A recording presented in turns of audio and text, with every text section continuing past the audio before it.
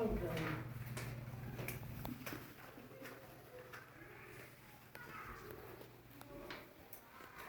Over the last few generations, parenting styles have changed, and with this, discipline techniques.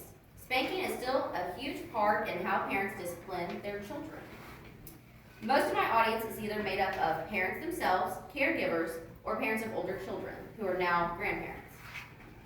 I want to provide information on why spanking children is a bad choice and urge parents to implement changes in how they discipline their children. Hi, my name is Jordyn Oxford. I am an early childhood education major. I have 12 years of experience in childcare, and I have 4 children of my own, ages 6 and under. Today I'm going to talk about why spanking is not a good discipline choice. Then I'll touch on why we still choose to spank over other options, and finally I'll provide alternative discipline options. Spanking has consequences that cannot be physically seen. According to the findings that Professor Elizabeth Gershoff and Andrew Grogan-Kaler wrote in their journal titled Spanking and Child Outcomes, in 2016 they found that the more children are spanked, the more likely they are to defy their parents. Spanking is more for instant gratification, not a long-term solution, meaning it will end the current conflict but will not prevent future problems from arising. According to the parenting reporter Christina Karen, who earned her master's degree in journalism in the New York Times on November 5th, 2018, parents should not spank their children. Now that I've talked about why spanking is a problem, let's move on to the choices why we choose to spank as a solution versus speaking to our children. Parents today spank because they themselves were spanked as children. Spanking is a learned behavior and still recommended by older generations. According to Why Some Parents Spank Their Children, a 2019 article written by Catherine Lee and medically reviewed by Dr. Joel Foreman, parents who spank their children tend to see it as an important, effective, and useful tool in teaching children how to behave. Parents tend to spank out of fear or anger to relieve their own stress in the situation.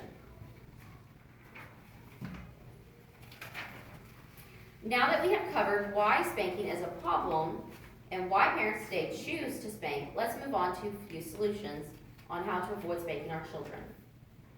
There are several ways to avoid spanking your child and still get the desired outcome. Identify the problem and find a fix. Talk through the frustration. For example, ask yourself, why is my child throwing a fit? Is he or she hungry, tired, or maybe a little overstimulated in their environment? And how can we fix the problem? Well, first you have to ask the child and be able to communicate with the child on what the problem is. According to psychotherapist Amy Morin in her 2018 article titled How to Make Your Discipline Consistent as a Parent, she states that being consistent with children will help avoid conflict and quickly resolve it when problems arise. Today we have covered the problems that spanking causes, reasons why parents spank, and a few ways to resolve conflict without spanking. I wanted to provide information on why spanking children is a bad choice and urge parents to implement changes in how they discipline their children or grandchildren. I ask that all parents try to avoid spanking their children by using other techniques such as timeout, breathing exercises for both parent and child, and implementing a clear discipline routine. Talking with your pediatrician about your child's individual needs is a good start to developing a good routine. Thank you. Thank you very much for listening to my speech today. Thank you.